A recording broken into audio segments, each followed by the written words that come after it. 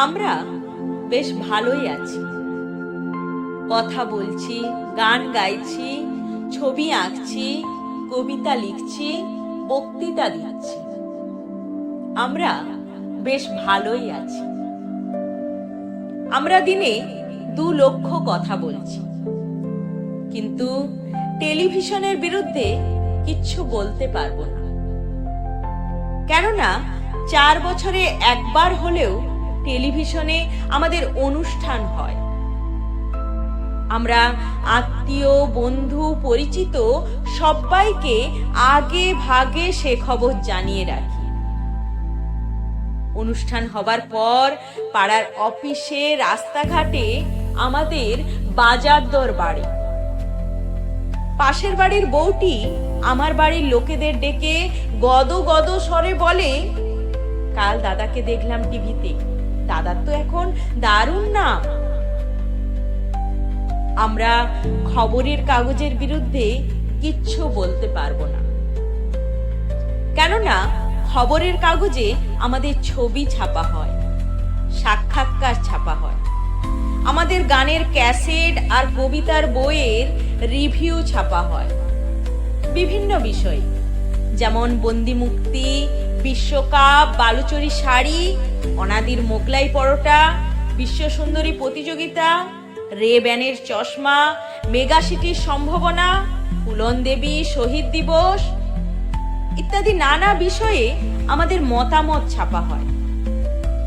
ছোটবেলার মাস্টার মশাই বাজারে হঠাৎ দেখা হয়ে গেলে বলেন, তোর তো এখন বেজায় খ্যাতি রে। আমার মন্ত্রী বা নেতাদের বিরুদ্ধে কিচ্ছু বলতে পারবো না, কারণ মন্ত্রীরা আমাদের হাউসিং এর ফ্ল্যাট, ছেলের চাকরি, ভাইপোর ট্রান্সফার, গ্যাসের কানেকশন, দিল্লি বোম্বেতে গেস্ট হাউস, ট্রেনের টিকিট, দরকারি ব্যাপারে সাহায্য করে থাকেন। নেতারা আমাদের সঙ্গে খোশ গল্প করে আমাদের ধন্য করেন। পাড়াতে তো মস্তানদের হাত থেকে রক্ষা করেন। নেহেরু কিংবা লেনিনের জন্মদিনের সভায় প্রধান অতিথি হিসাবে আমন্ত্রণ জানান, এমনকি বারোয়ারির পুজোর ফিতে কাটতেও। আমরা কিউবার অবস্থা নিয়ে তথ্যবহুল প্রবন্ধ লিখি। আমরা IMF, বিশ্বব্যাংক, সাম্রাজ্যবাদ নিয়ে ভারী ভারী নিবন্ধ লিখি। আমরা ঋত্বিক, সত্যজিৎ, বেনেগাল নিয়ে চুলে পাক ধরাই। আমরা রবীন্দ্রনাথ, বঙ্কিম, জীবনানন্দ নিয়ে তর্ক করি।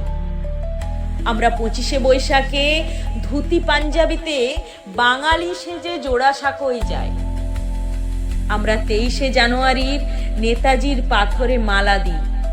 আমরা 15ই আগস্ট ত্রিবর্ণ পতাকা ওড়াই, ক্যাসেট চালাই।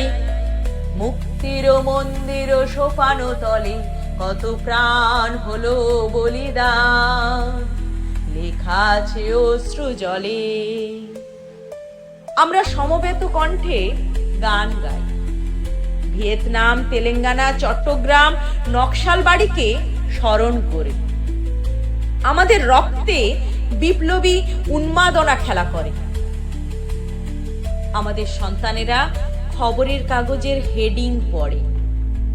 আমাদের সন্তানেরা টিভিতে চিত্রহার, সুপারহিট মোকাবলা দেখে। 50 টাকা দিয়ে কেনে ডেবোনিয়ার, ভিসিআর ভাড়া করে আয়েশ করে দেখে ব্লু ফিল্ম। প্রজাতন্ত্র দিবসের পিকনিকে সবান্ধবে ভাগ করে খায় সিঙ্গেল মল্ট। আমাদের সন্তানেরা ক্ষুদিরামের জন্মদিনে শাহরুখ খানের কালি কালি আঁখে দেখে। আমাদের সন্তানেরা গান্ধীজির গুলিবিদ্ধ হবার দিনে নুন সই লাইন দেয় যমুনায়। আমাদের সন্তানেরা শেয়ার কেনে, শেয়ার বেচে, বাড়তি রোজগারের টাকায় বান্ধবীকে নিয়ে দীঘায় যায় রাত কাটাতে। আমাদের ভারতবর্ষ এগিয়ে চলেছে। আমাদের ভারতবর্ষ 21 শতকে পা রেখেছে। আমাদের সন্তানেরা 21 শতকের বারান্দায় বসে ধর্ষণের গল্প বলবে বন্ধুকে, ভাইকে, দাদাকে। তারা শুনবে, হাসবে, রোমাঞ্চিত হবে। আমরা এই অবস্থার বিরুদ্ধে কিচ্ছু বলতে পারবো না, কেননা এই অবস্থা, এই দেশ আমাদের হাতে তুলে দিয়েছে ক্ষীরের বাটি। আমরা ক্ষীর খাচ্ছি আর কবিতা লিখছি, কবিতা লিখছি আর গান গাইছি আর ছবি আঁকছি আর ফিতে কাটছি, উদ্বোধনের ফিতে। 21 শতকের দ্বারোদ্ঘাটনের ফিতে।